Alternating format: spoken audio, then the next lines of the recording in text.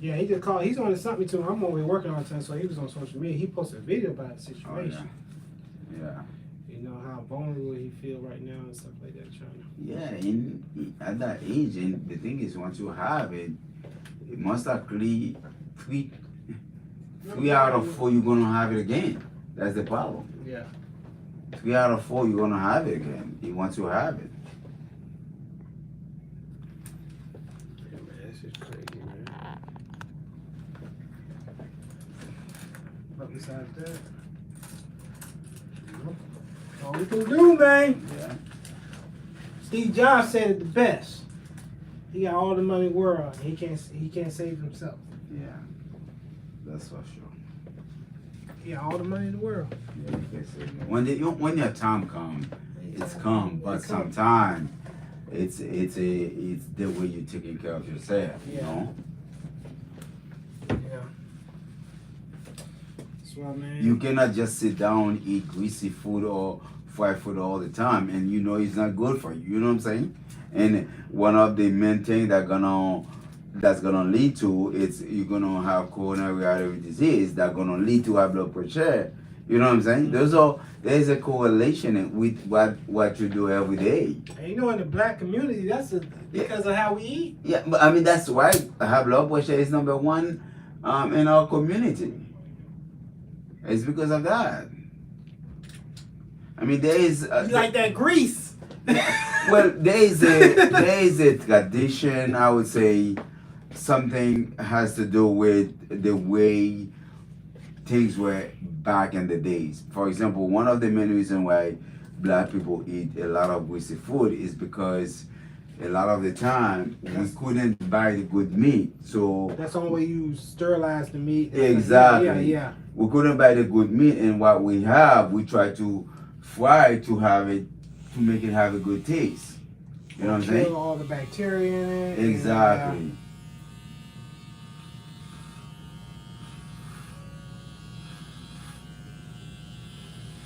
And also there is a economical factors because when you look at the black neighborhood, you don't have any shop, and if there are shops, they have nothing good.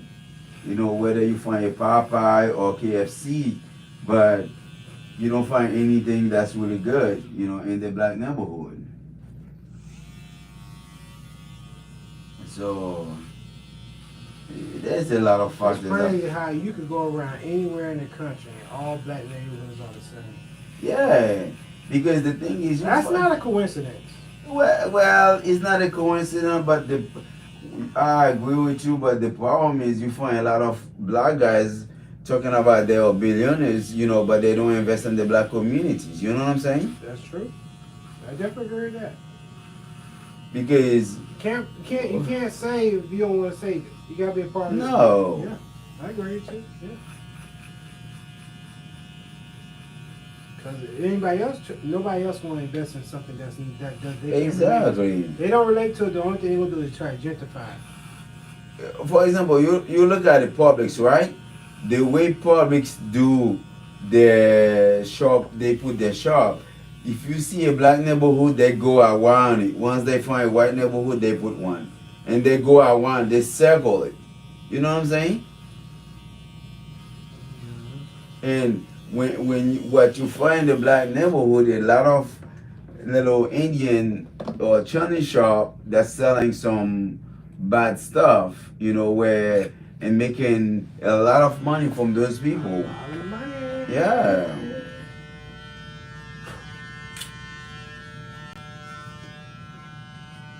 I mean, when you look at even the hair industry, for example, I mean that's your area, right?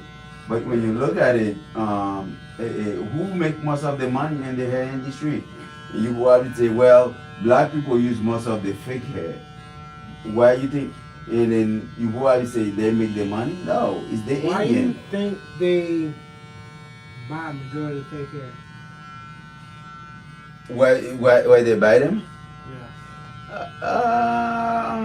I think just to make themselves look good, man. I don't know, man. That's a good question. Yeah, that's a good question. But I'm also look at the economical Okay, put it factor. this way. Put it this way. I'm Yeah. gonna put it plain and simple. The reason why you can't make money off that type of hair because we don't grow it. You worked, but there's a lot of stuff you don't go, but you still can make money. No. That's what I'm saying. So your resources is limited. So it kind of like this. If everybody was trying to buy our texture of hair, it'd be a different story. But here's the thing, though. You know what I'm saying? But I don't understand what you're saying. Yeah. If you trying to buy, it's like. But here's the other thing, though. The Indian, though, or the Chinese, they open the stores, even though they find a way to make money. But you can find some black guys open, or black billionaires say, you know what? If the Indian. No, there's all. I get what you're saying. You know what I'm saying? But this is what I'm saying. If the resources isn't coming, if it's manufactured in another country, and the other country understands, it's not like the other country is making Afro hair. Yeah. This is all I'm saying. So, if the stigma was that everybody wanted to wear Afro hair, Yeah. I do understand what you're saying. I do. The Indian make a lot of money from it because most of those are coming from India, whatever. But what I'm saying at the same time is that to be in that business as well, you don't have to, you don't have to know where the hair come from, No, because you can become a supplier as well. But will you ever get the same price as if you're from there? Maybe not, but That's what I mean. I'm not saying you can't make money. It's like this. You can always make money. It's like me. If I could find a good distributor for T-shirts at the end of the day, right? At the end of the day, if I'm making money, that means they're making more money. But here's the thing, boy. The thing in our community, we don't produce anything, and all our resources go to another community. You see what I'm saying? When I say we don't produce anything, is that when you go to the grocery store or you go to the clothing store, you go whatever. When you go there, it's not a black person that own that building or that own, the store or that own. You know what I'm saying? You know why is that? There is racism on it, but racism. I never say racism. I don't think it's racist. But there is racism on it, but also there is a lack of togetherness, I think. No, it's a lack of. It's some. Okay. It's kind of like this here.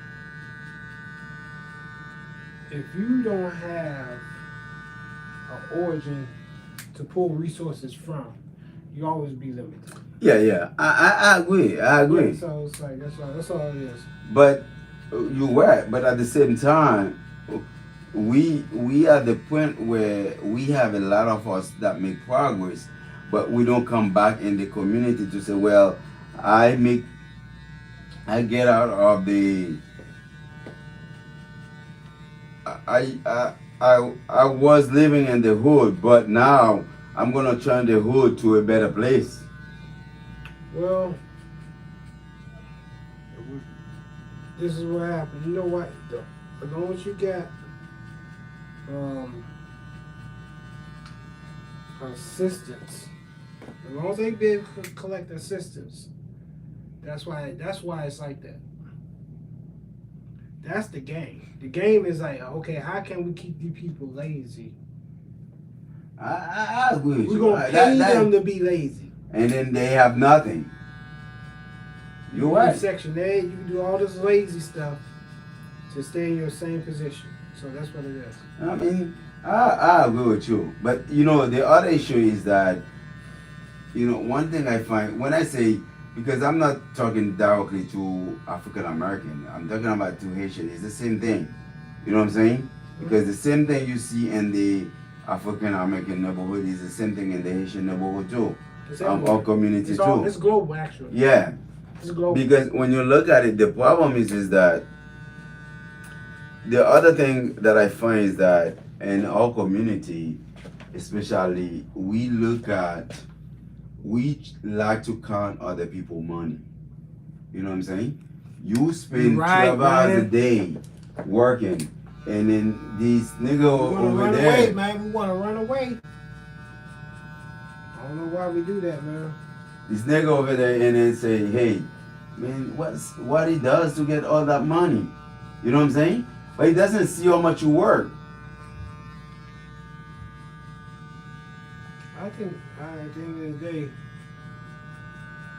if you can live on a, if people are become less materialistic and more ownership minded, then it will happen. Exactly. Here's what happened. I have a house. I bought that house like last year in August. Alright? Mm-hmm. I bought a house, and then there were a gentleman living the house.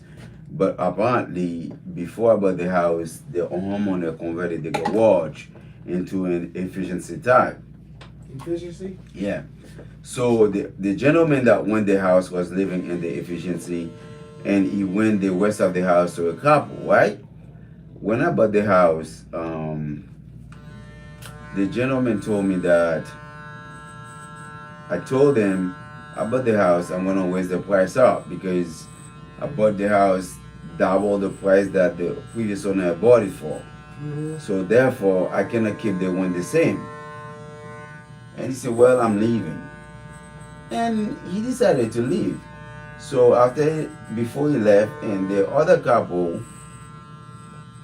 they didn't have a credit, they didn't have anything, they didn't have no money down, no down payment, nothing like that. The lady came and begged me saying, well, I got 4 kids and I need a place to stay. And I really, really want you to help me, let me stay in their house. As stupid I was. And I told him, okay, no problem. Mm-hmm. Yo, from that day, I never get paid on time.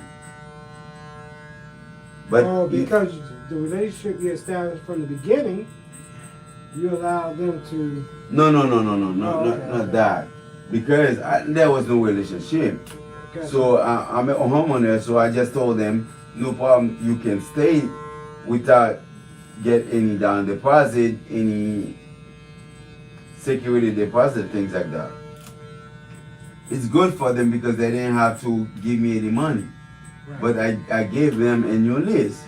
Mm-hmm. Do you know? So the property, it's a big land. It's 5 acres of land. 5 So acres? yes, That's it's a lot. right there by in-law court. Yeah. So when I told him, so the guy all of a sudden started bringing cars to do mechanic in the place. And I told him, you not allow, and that was one of the things that I told him in the lease, to do any mechanic type of work in the place. Because I know how bad is it. So you're having cars there. yeah, you can go there and find like 15 cars. Wow. So now I didn't want to get in trouble with the county and stuff like that. I keep telling him. So at the end of the day, I look at it, I'm charging him $2,000.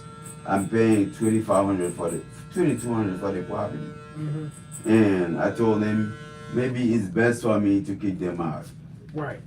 So I went and said, I'm not gonna renew the place because I need to fix the place and stuff like that. So they need to leave. They went and sent me a letter said according to the Florida law. You see what I'm saying? Mm-hmm. According to the Florida law, you need to give us 30 days notice. The fact you didn't give us 30 days notice, we're gonna stay in the house 30 days without paying you. And all that was a lie. Because I did give them 30-day notice. Mm-hmm. And I did what they call You have records of it? Yeah, I sent a what they call the mail. The mail you have to sign for it. Oh, okay. Yeah, a certified letter. Yeah. I did that and everything, yes. And then but they used to pay me on the 15th. So what I did though, they didn't pay me until the 21st. So I sent their letter after the 21st because I wanted to get my money. Yeah. Yo, so they stay in the house for a month and a half. They never pay me. So I was gonna file for eviction, but they knew that what they were doing. They knew by the time the eviction take place, they be gone. Yeah, it take a while for it to go through. Exactly. So all that being said, they left the place a mess, Of course. and they then are. plus a month and a half without paying. That's sad. You know, but when I called the guy, you know what he told me? Oh man, you can I pay you $24,000, no $25,000 for a year. I said, well, you need a place to stay, right? He said, yeah, but you got $25,000 of my dollars of my money. I said, how much money do I pay the bank? You know what I'm saying? Mm-hmm. So all that, he doesn't even know about it, but he think that he paid me too much money. You think you own it outright? Yes. But you don't So know. even though if I own outright, that I mean you're That talking has about nothing to do with anything. that's a $600,000-700,000 piece of property, man. So all of a sudden, man, this guy, oh, you can eat that cost and stuff. He's telling me all that crap, man. Dang. See, that's the thing about being a landlord, bro. That's the stuff you gotta put up. You gotta be Man, careful. I told him, man, I don't have to test you, but you know, what comes around goes around, bro. I just told him straight up, man.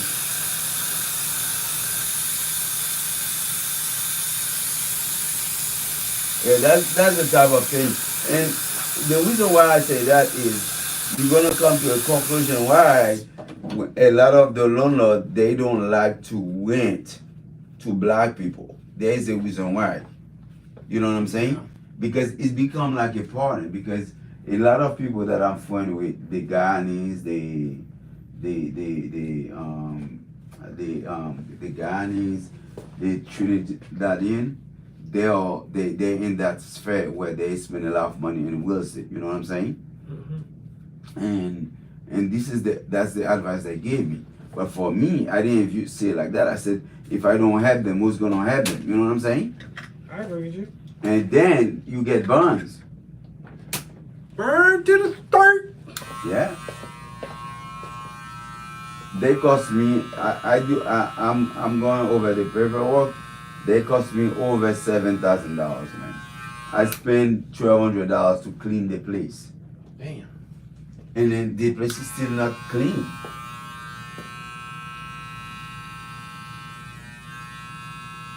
He left about 20 old tires into the place. 20 old tires? Yes. That's crazy. Yo, the guy took 3 dumpsters out.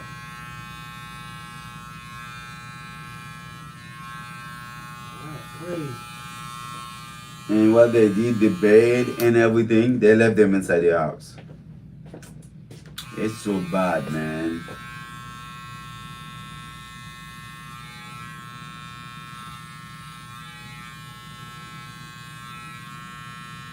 So moral of the story. Sometimes stereotypes is true. Yeah. Yeah, it's like you try to help, but No, you try to help and you get fucked, man.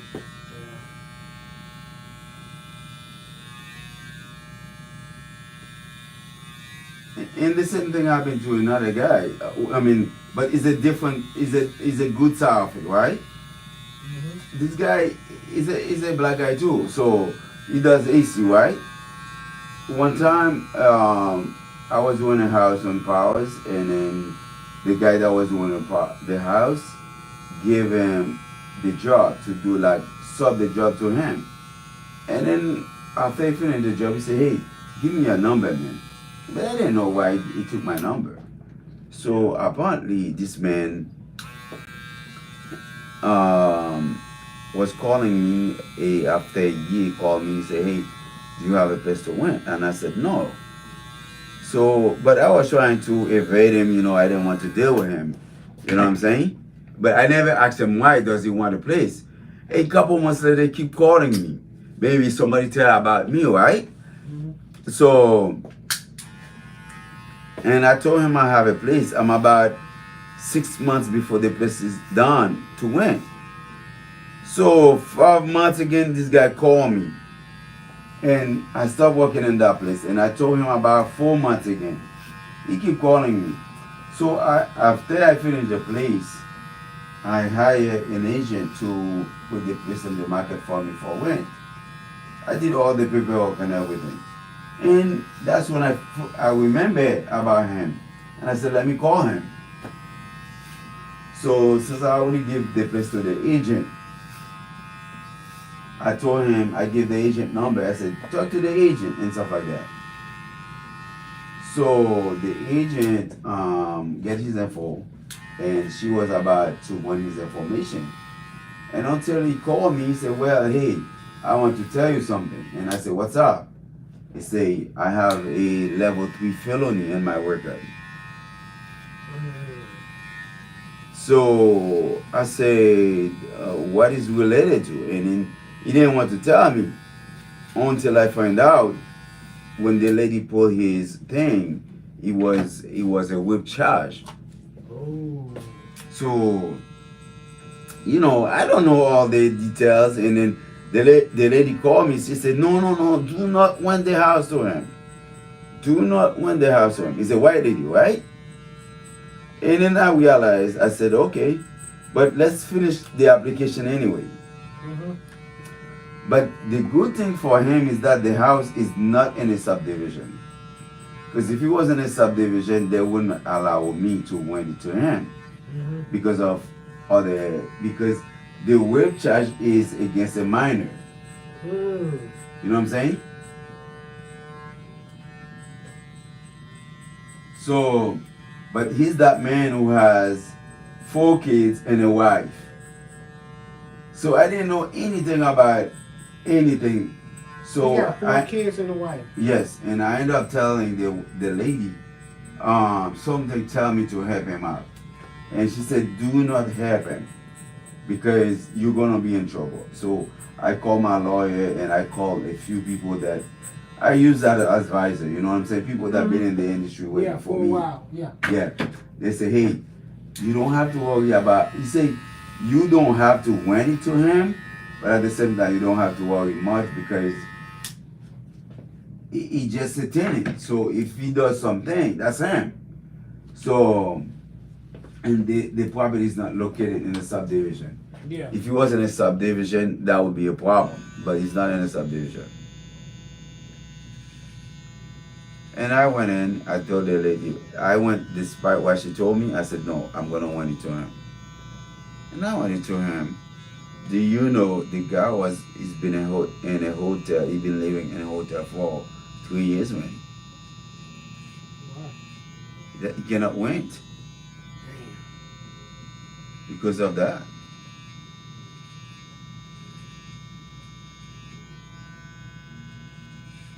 He cannot rent. Because you don't want to open that to anybody saying, I have a whip charge against me, so I cannot rent from anybody, rent me your property. Yeah. So he finally confessed to me, maybe 6 months after. He said, man, thank you very much, man. You don't know what you did for me. Just to have a place to stay instead of a hotel.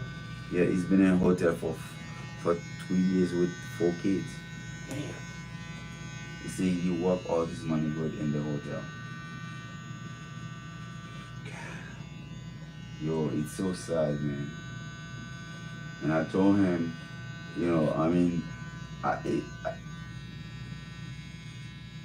I said, as long as you pay your bill, man, you will always have a roof over your head. Because if this house I'm selling it and you cannot buy it, I make sure that you have it on the house available. You know what I'm saying?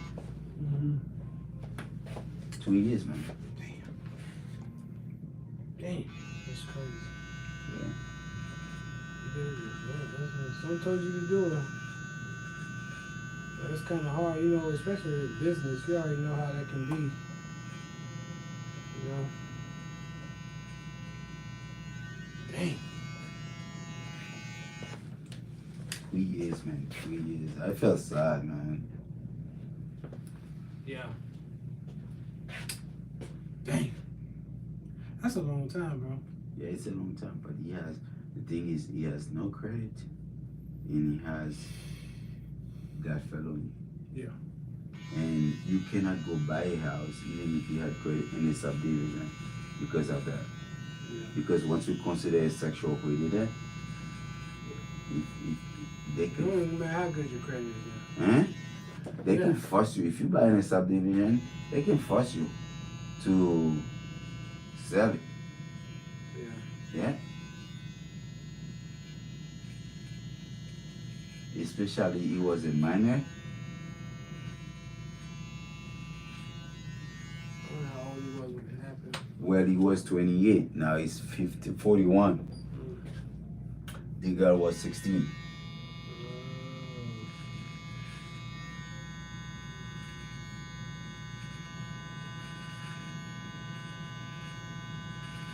Well, he gave him a second chance, man.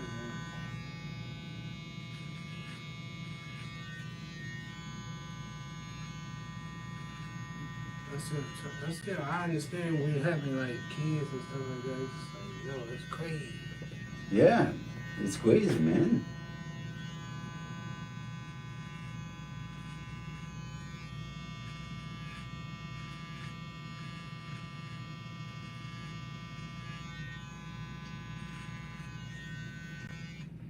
It's crazy. And that's why sometimes you don't just look at it in one way, you know. You can't. You have to look at it in, individually. You know what I'm saying? But if he was a white person, he said, I'm not gonna went to those niggas anymore. You know? Yeah, because I just get schooled by one. You know? Yeah.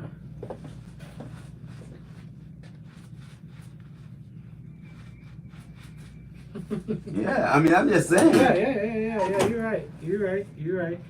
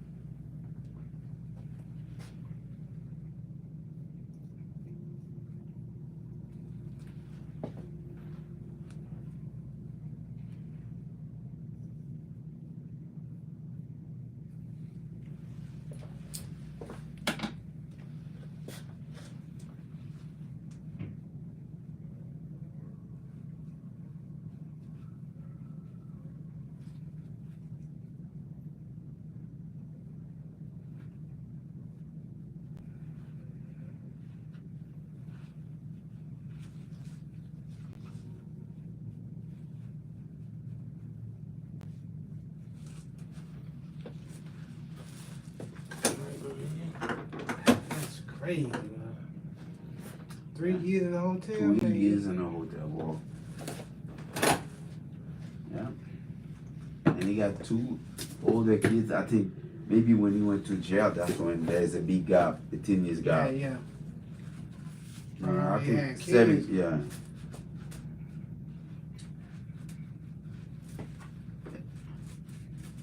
Dang. And he's a hardworking man. He's a hardworking man, beautiful family, boy. I mean, the kids are, the older one are really nice, you know. Yeah. And my mom said somebody probably will never give him a chance.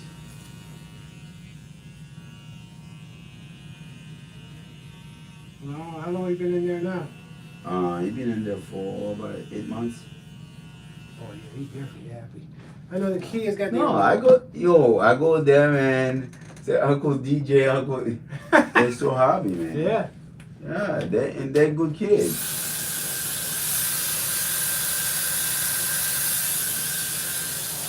I already know, man. Because if I had known, he could have went the place another house for me a long, long time ago.